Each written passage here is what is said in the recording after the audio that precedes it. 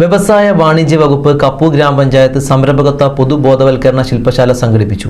വികസന standing committee chairman P Jayan പരിപാടി ഉദ്ഘാടനം ചെയ്തു.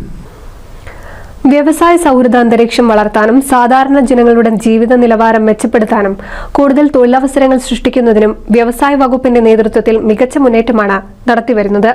ഇതിന്റെ ഭാഗമായി സംരംഭകത്വ പ്രാധാന്യം, സംരംഭക സാധ്യതാ മേഖലകൾ, സ്വയം തൊഴിൽ വായ്പ ലഭിക്കാനുള്ള നടപടിക്രമങ്ങൾ, ലൈസൻസ് നടപടിക്രമങ്ങൾ തുടങ്ങി നിരവധി വിഷയങ്ങൾ ശില്പശാലയിൽ അവതരിപ്പിച്ചു.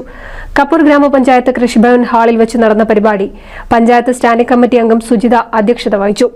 വികസനകാര്യ standing committee chairman P Jayan ഉദ്ഘാടനം ചെയ്തു.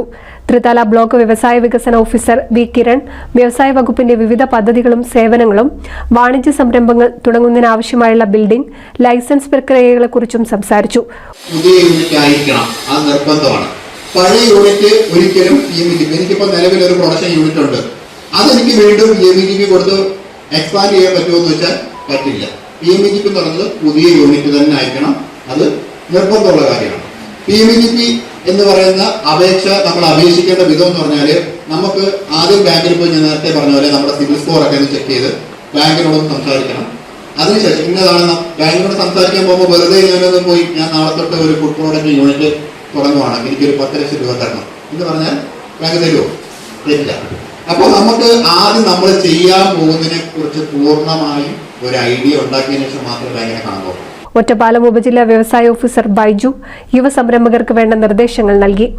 വ്യവസായ വകുപ്പ് EDE അശ്വിൻ സ്വാഗതവും ചളവറ ഗ്രാമപഞ്ചായത്ത് EDE രമ്യ സുകുമാരൻ ചടങ്ങിൽ നന്ദിയും പറഞ്ഞു.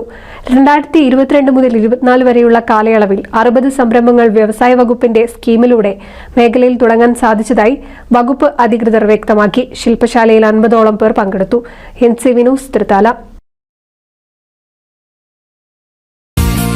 നൂതൻ ഫാൻസി ഓർണമെന്റ്സും cosmetic collection, new born baby ഐറ്റംസിന്റെ എക്സ്ക്ലൂസീവ് കൗണ്ടറുകളുമായി കൽപ്പക വെഡ്ഡിംഗ് സജ്ജമായിരിക്കുന്നു. ഏവർക്കും സ്വാഗതം. Kalpaka weddings, Pattambi road, Kunnamkulam.